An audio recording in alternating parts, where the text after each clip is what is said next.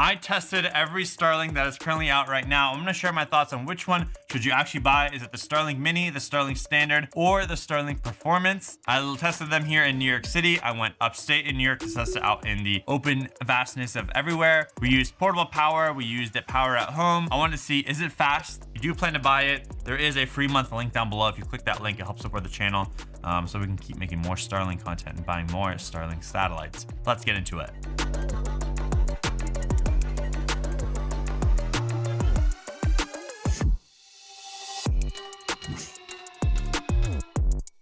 This is the Starlink Mini. It is inside of this bag. We have the Starlink Mini dish itself with the Veritas Vans mount for cars that we can put on the top of glass. We're not using that today. We've got the cable that's already plugged in, USB-C power, and a USB-C power brick inside of here that we can plug it into so we can use this anywhere we want. And I'm gonna see how long it takes to set it up. We'll do a quick time lapse and show you. Boom, it is set up. Now it's gonna take a bit to boot up and power on. It's gonna start searching for satellites. It's gonna connect. That'll take a few minutes for it to get fully set up. And then there's a router built into the Mini, which is super nice compared to the other two we'll test. The routers are separate. So this is just a one-stop shop setup. This is all I need to get connected to the internet. I'll connect my phone to the router inside of the Mini, which then collects to the, I guess, modem in a way, the satellite, which connects to the satellites in the sky for internet. It's gonna take a few seconds to boot up here, but it's pulling about 40 watts of power right now. Once that's set up and connected, we'll do a speed test to see what it looks like. This is the Small Rig Caleb. I forget his last name, but he's the DSLR video shooter on YouTube. It's a 212 watt hours rig, and it's pulling about it's switching between 20 to 65 watts. So the Starlink Mini is now set up, it's booted up. It says it's gonna take about 15 minutes for the router and Starlink Performance and stats to stabilize. But that just doesn't mean it's not connected, so it is connected. We're gonna do a quick speed test on the Starlink app. I'll hit start. I'm gonna move away from it just so it's getting the best view of the sky. We're hitting about 180, 190 megabits per second download speed, which is very strong. And this is a satellite plus router built into one, which I think is truly astonishing. It's dropping to 128. We're getting about 9, 7, 8 megabits upload and 36 millisecond latency.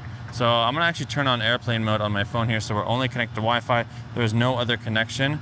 We'll come back here, I'll force restart the Starlink app. Make sure it's connected online, Hacker Stars, speed test over here. 150, 160, 170. We do have clouds in the sky if you look up here. There are some trees and some buildings around us, but it's enough where there are zero obstructions. I tested on the Starlink app and it says zero obstructions for this specific location, so we're good here.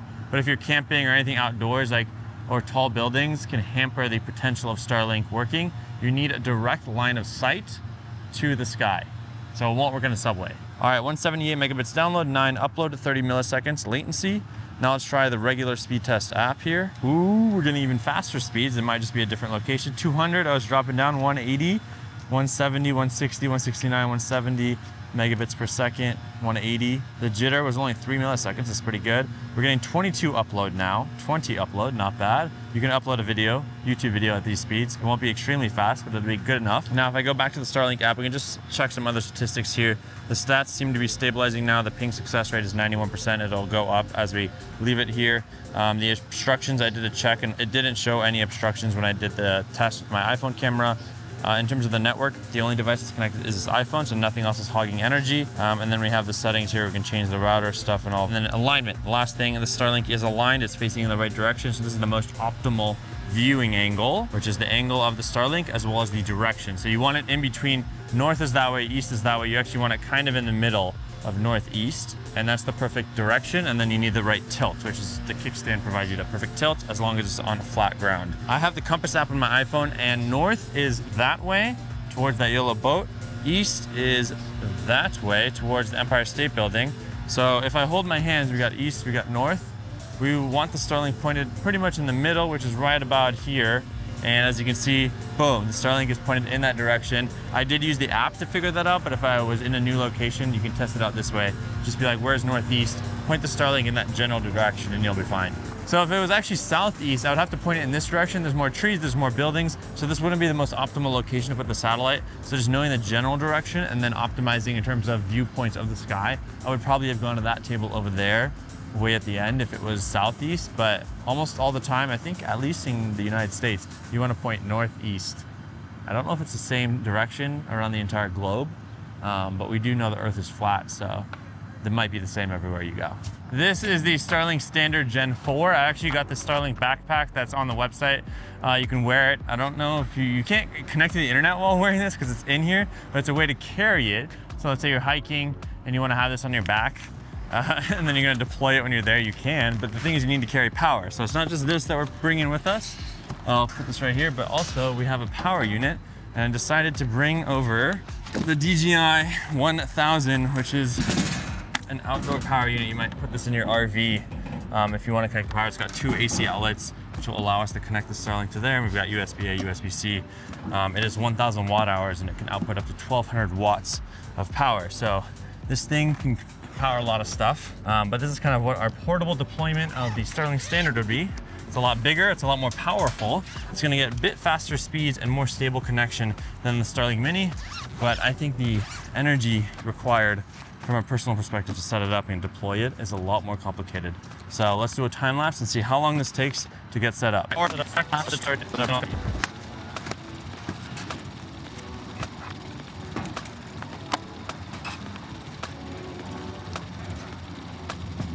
So now it's gonna take a second for the Starlink to boot up.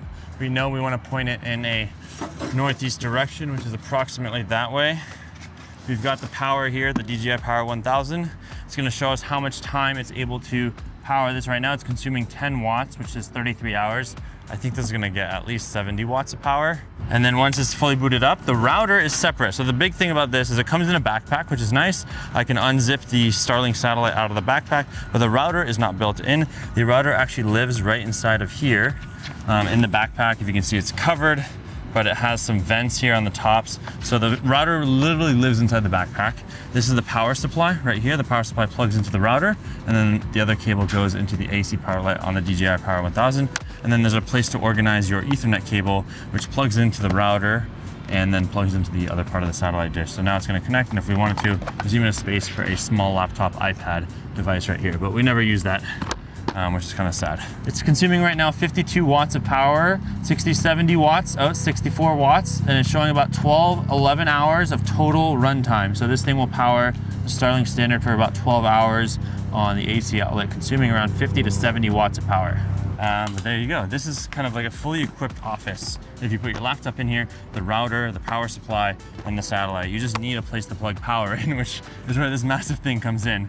But I can keep everything in the backpack. I only have to take some of it out. So right now it's deployed, it's ready. We're gonna do a speed test. Now we're gonna test the Starlink Standard here in New York City. As you can see, I'm gonna tap obstructions. There's no obstructions. I tested it with the camera. On the network, we have one device. For some reason, it's showing iPhone slow because we're connected to Wi-Fi. Not sure why that is, but I'll test my laptop after this. Alignment, Starlink is aligned, so we're good there. Right direction and the right amount of tilt. And then we're gonna go ahead and tap speed test here. Tap speed test. We're getting about 140, 130, 160 megabits, 170. It's going up, 170, 190, 200. Oh, 260, 280, 290, 300. I did this earlier and it was showing like 150. Oh, 366, 340, 350. Oh wow, 350 download, 30 upload. So it's beating the Starlink Mini already. I was doing a whole bunch of tests before this and we were getting around 150. So right now it's started to increase a lot. And that just might mean it's optimized to all the satellites, because there's low Earth satellites flying at an extremely fast speed this way. So it's connecting to one. As that one goes out of sight, it connects to the next one. And that's how this works. That's why there's a tilt, because at a 45-degree angle, and how the world is flat, actually not flat, I should say. The globe is not flat. So for some reason, can't fully explain it, but when the satellite is tilted, we're able to see more of the arc of the outside of the Earth. And thus it's able to calibrate and hit the satellites faster. It's able to switch satellites faster. And I think the longer it stays connected, the more it's able to calibrate where we are. It's able to better understand the satellites flying by. So we got 350 download, 39 upload, 22 millisecond latency. I'm gonna go to the speed test app to see if we see any differences. Obviously, if you run the speed test after, everyone one after another, you're gonna get slightly different speeds just based on where the satellites in the sky are currently. So now we're getting around 300, low 300s, 310, 320, not bad. This is faster than the Mini already, but a lot more effort, much bigger satellite panel, much bigger power supply. 15 upload, 11, the upload's decreasing.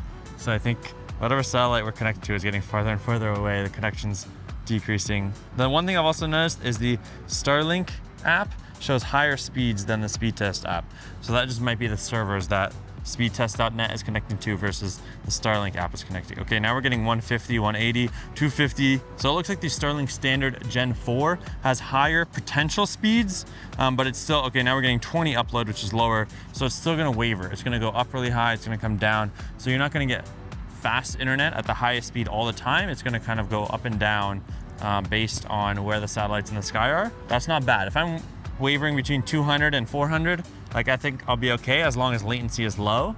Speedtest.net is saying that gaming, video streaming, video calls, and regular web browsing are in the green. So that's all a good sign. That means I can do pretty much anything I want to do. Quick comparison between the Starlink Standard versus the Starlink Performance. The Standard feels more plastic, it's light. I can hold it with one hand. It's got a kickstand here that folds in and out, and it's powered over Ethernet. And the data is also over Ethernet. There's just one port, it's just Ethernet. The Starlink Mini, which is a built-in router, is Ethernet as well as I think a DC power circular thingy. So there's just different ports on that one. This comes with a backpack, which I can easily just slide in here and zip that up. Boom, and now it's gone. Whereas the Starlink Performance, which we'll set up right after this and do some speed tests, this thing I can't hold with one hand. I need to hold it with two hands. It's sturdier. It's meant to be, it's military grade according to the box. It's metal on the back. We've got this like stand that came with it where you can install it on a boat or things like that. This is the only really one that kind of gave it the ability to kickstand and for me to move it around so I can test it in any location that I want. So that's kind of what we stuck with. And then the cable, I don't know what kind of cable this is, but it has like, you know, 6 different, 8 different, 12 different holes or prongs, and then it slides in, it locks into place, and then you turn it to unlock it. So it's a totally different type of cable I've never really seen before. But we're gonna plug this in, set this up, and test it out. And this is the router. This is the Starlink that's $2,000, which is crazy. And it's supposed to be able to get us 1 gigabit internet speeds in 2026, which is not available yet. They need to upgrade the constellation in the sky. But this means that your satellite hardware is now able to do that. So once the constellation is upgraded, we'll be able to get those speeds. If you want to see that test, let me know in the comments down below and we'll get that tested out. If you do plan to get Starlink, there is a link in the description. You click that link, you get a free month, help support the channel so we can keep making Starlink videos like this. Starlink Performance is the least portable option, so we have everything just stored in a bag. There's a router, cables, and a power supply, which is much bigger than the other power supply. This thing is massive. This is meant to be mounted. It's meant to be a more permanent solution, but we are using it in a semi-permanent way. And all the cables are in here, so we're gonna set it up. We'll do a time lapse to show you how long it takes to get this going.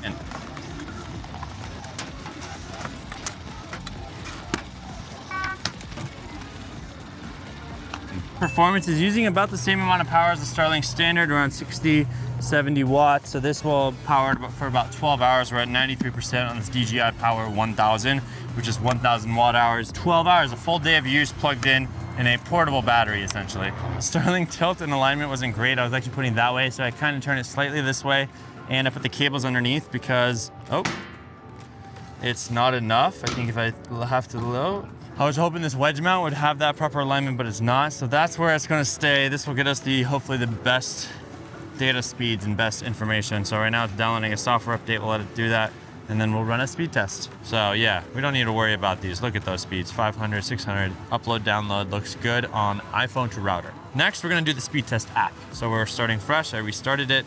It says SpaceX Starlink is my provider on the bottom left, connecting. SpaceX Starlink, iPhone 16 Pro Max. 44 milliseconds, all right, 250, 280, 300, 330, 338. Looking strong, looking good. 310, oh, it's slowing down a bit now. Okay, 306 download, megabits per second. Upload, once again, 10 to 15, maybe 20s. For some reason, the upload is even worse on this than the Starlink Standard.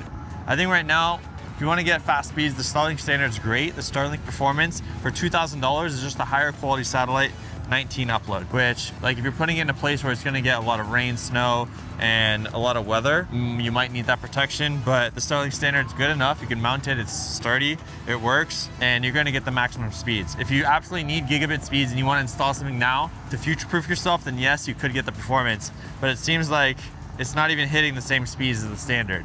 But those are the test results. Now we'll go back into the studio and talk about my overall thoughts on Starlink. You know, the different experiences that I've had driving around New York, upstate New York, driving by the beach, what it's like camping with it on a boat, and doing a variety of other tests, and if this thing is actually worth your money. If you do plan to buy one, remember there is a free month link down in the description below.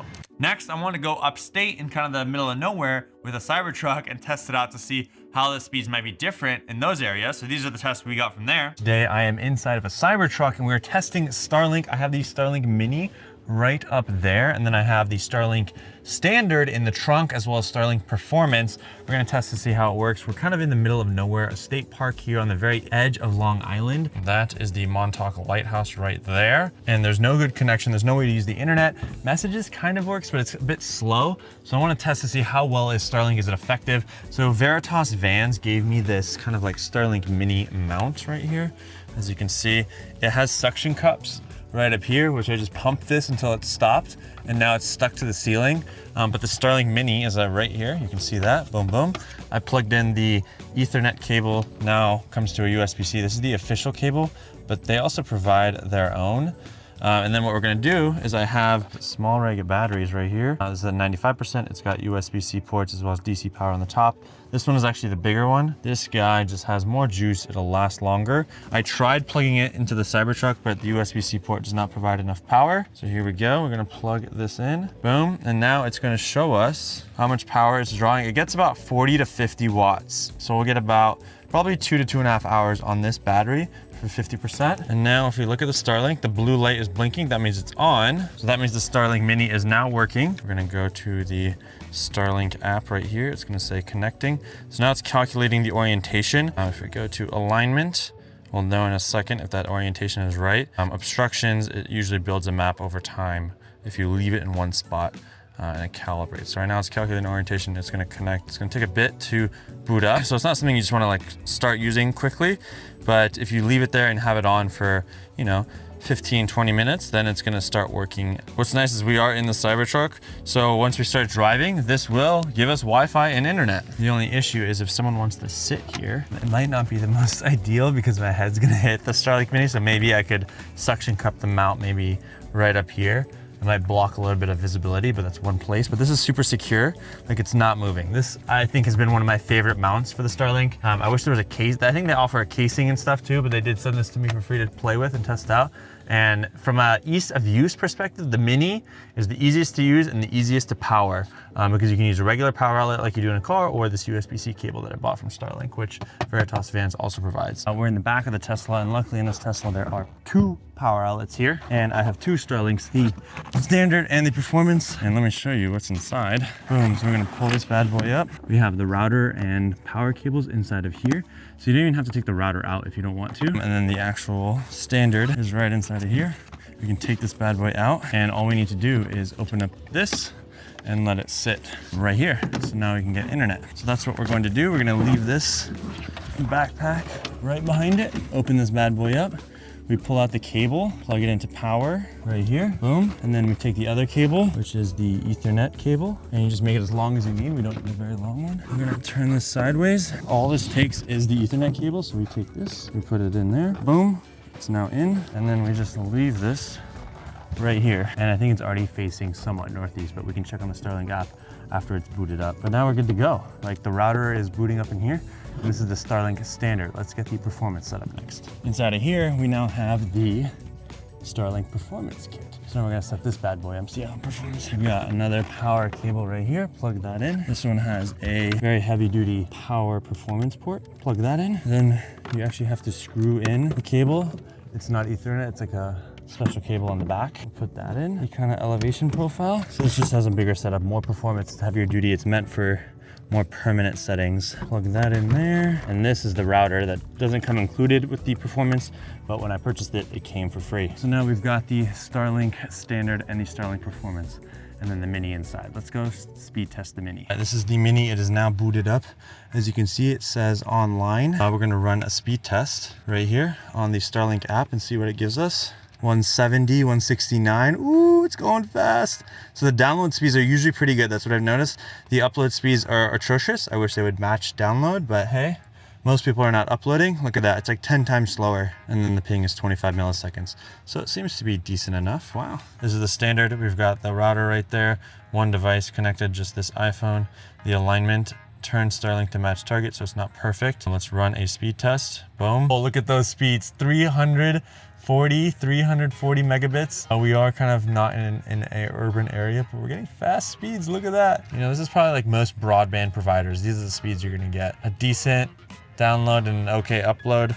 20 milliseconds latency, not bad. This is the Starlink Standard, okay. Oh, 6. So it seems like the Starlink app gives higher speeds, whereas the speed test app gives slightly slower speeds.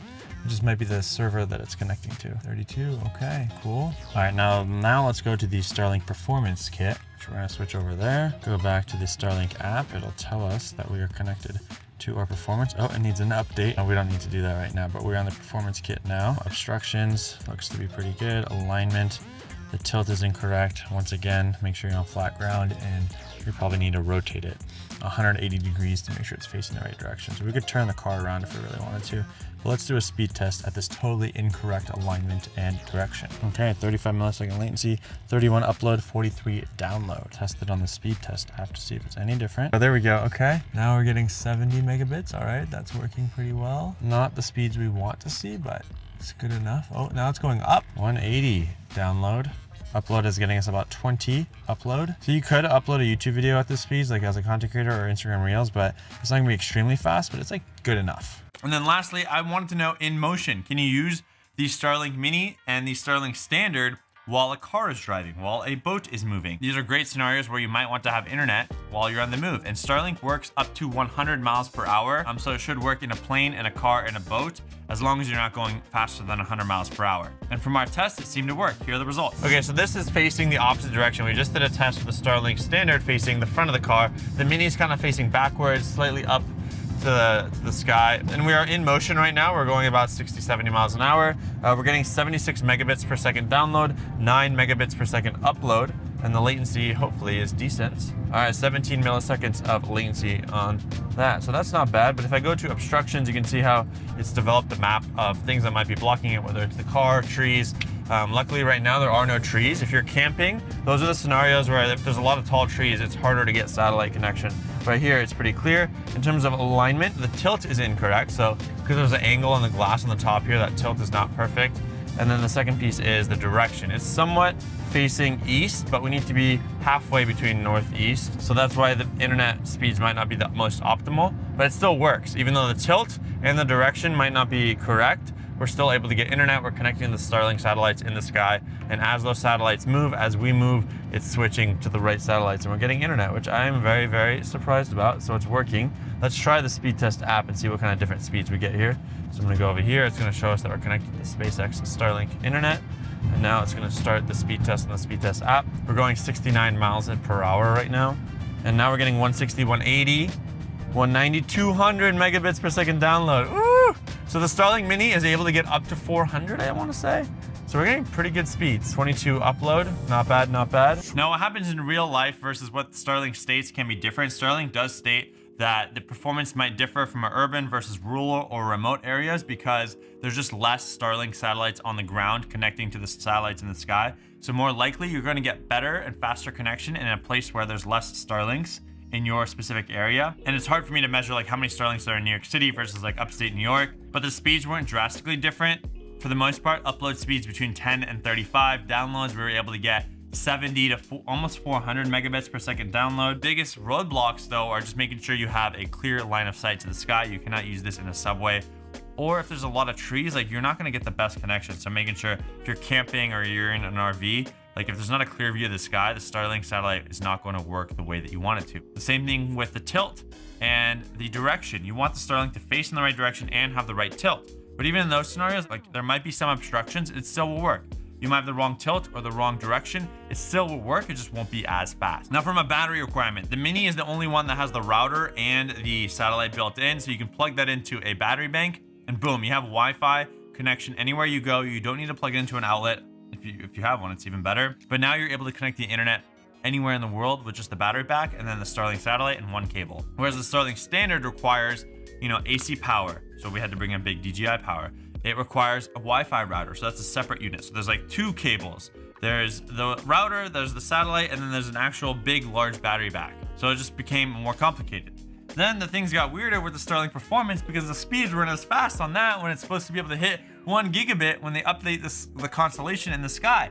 So I was a bit confused why the Starlink Performance was not hitting the speeds that were expected. Could have been the tilt. I didn't have it perfectly mounted, but the app said that things were right, so I'm not sure why we weren't able to hit the same or faster speeds compared to the Starlink Standard. These were all on the same plan. They're on the Roam 50 gigabyte plan, and we were testing them in the same place within the same hour, so I'm not sure why it wasn't perfect. Now, if you have the Roam 50 gigabyte plan, it's $50 a month. There's also a Roam 10 gigabyte plan, which is $10 a month. And then there's like Global, which is $400 a month. And then it goes up from there. You can get like higher tiers. The issue is, like, let's say I pay for 50 gigabytes. I'm a content creator. I'm trying to upload a YouTube video. YouTube video is 5 to 10 gigabytes. That's 5 YouTube videos I can upload on the road within 1 month. Still a lot, but like I can't do anything else if those are the only things I do. So it's hard to say that this is worth it when there's a lot of places that you can get 5G and get unlimited data and unlimited potential. You might not get as fast speeds, but you still get connection. So this is where it's like, where is the use case for Starlink? I think it's in places where you don't have good 5G.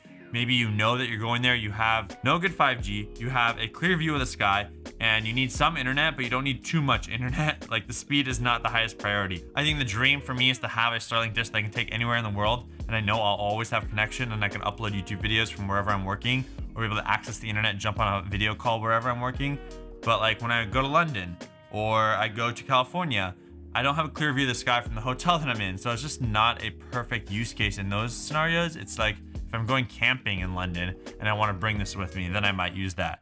So it's very hard to say I'm always going to have it with me. I need to have a specific reason and use case where it's actually effective in that scenario. These do run warm, so like if it snows, it rains, like they will be fine. They're built to be outside. We took it to a plane, but I wasn't able to connect it because we didn't have a good view of the sky. So that's another thing. If you have it in the car, you have it in an airplane, a boat, you need a clear view of the sky. Like Teslas with a glass ceiling, that's perfect. You just suction cup it to the ceiling, or you put it in the dash. The plane was a bit too small, so I couldn't test it in the plane. But if you want to see that, let me know in the comments below. Then the use case comes of like Starlink versus 5G. So there's T-Mobile 5G home internet. There's Verizon 5G home internet, where you get a massive unit with a SIM card inside, and that connects to the 5G towers. And for example, at our apartment, we get upload speeds of 35 megabits, but with T-Mobile 5G, we can get 80 megabits. Verizon is still 30 megabits, but we haven't found a solution that gets us anything more than 80 megabits per second upload. Whereas other places in New York City, you can get 1 or 2 gigabit upload. I think because our building's small, they don't invest in it, they don't prioritize it. But if we had a Starlink that worked, that was effective, I think like 80%, 90% of the time we could get 1 gigabit upload with the new Starlink Performance. That's what I want. But there's just so many other scenarios where the T-Mobile and Verizon 5G home internet might actually be a better use case than Starlink. It's smaller, it does need AC outlet, but you might just be able to get better connection, especially in places with lots of trees, or there's just not a good view of the sky. And then there are some other countries where you're also not allowed to take the Starlink in, or where they just don't allow Starlink to be sold there. So just be mindful and know what the rules and laws are based on the country that you're going to. Now, what are my overall thoughts? I think the Starlink Mini is great for a vehicle, a car, if you want to have internet and be able to jump on a call wherever you need to and not have to worry about 5G or LTE not being fast enough. I think for most parking lots in most cities in the United States, you're not going to have too many tall buildings and it's going to be valuable. Whereas the Starlink Standard and the Performance are probably great for people in rural areas where they don't have any kind of hardline internet that's fast enough. But outside of that, like, I don't have a massive use case. I don't use it consistently on a daily or weekly basis. There's too many tall buildings in New York City. I don't have a car. The 50 gigabyte and the 10 gigabyte roam plans, which are better priced for me, just have too many data caps and limitations where I can't do, downloading videos, uploading content, the stuff I need to do, the heavy duty use that I typically do, where it makes sense for me to use that. But right now it just feels like a good backup scenario, a good backup device. But I would love to see Starlink start competing with landlines, where I could be like, we're gonna cancel our Spectrum plan and use Starlink Performance rather than Spectrum home internet, because I don't like Spectrum. And Starlink, the billing is easy. The pausing the plans, the canceling the plans, the ordering new satellites, they make it so easy and seamless and effortless. It's all about the best experience for the customer. So I really love that, and I hope that they keep pushing these limits so that way Verizon, Spectrum, T-Mobile, all these other companies follow in suit, or they just die trying and Starlink takes over. So may the best company win and keep making better services for us as customers. My name is Sherman Shares. Follow me on all the socials. I hope you enjoyed this video. Starlink has a big future. I'm very excited to see where it goes. We'll see you in the next video. Peace.